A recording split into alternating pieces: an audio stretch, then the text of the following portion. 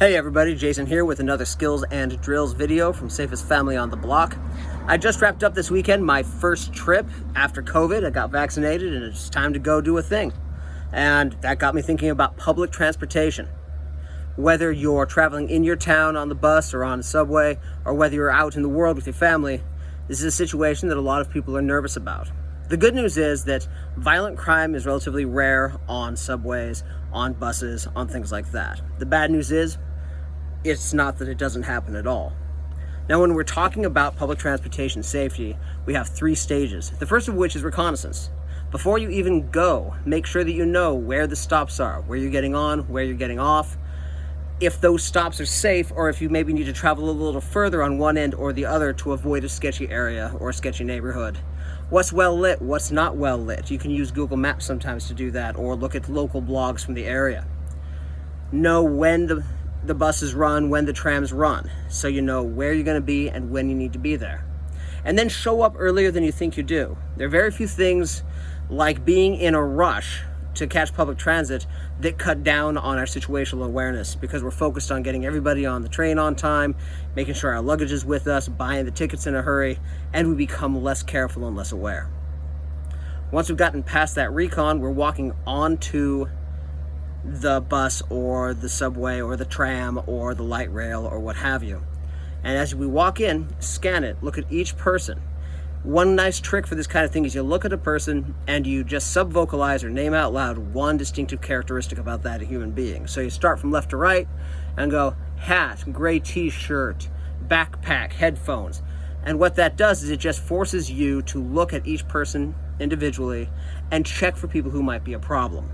As we know, often there's homeless people, and homeless people some of them are mentally ill who end up on the train. Sometimes there are criminals or young men with nothing better to do, and it becomes an issue. So you can scan, find out if there's anybody you need to watch carefully, and then also choose your seating to stay far away from potential trouble elements and closer to people who might provide safety. For example, other families, people in uniforms, large men or athletic women who have that look about them that they might be a sheepdog. And so you can choose your location tactically and carefully and intentionally. Now, while you're riding, position yourself as the adult between the children and the car in general. Watch people move, watch the exits as people get on and off. And again, do that trick by naming one physical characteristic about the people as they come on, so that you again are checking them for people who might represent potential trouble. If somebody does approach you in a way that makes you uncomfortable, assume a decent stance where you're protected. Usually, in most cases, if you simply don't engage, you're going to be okay.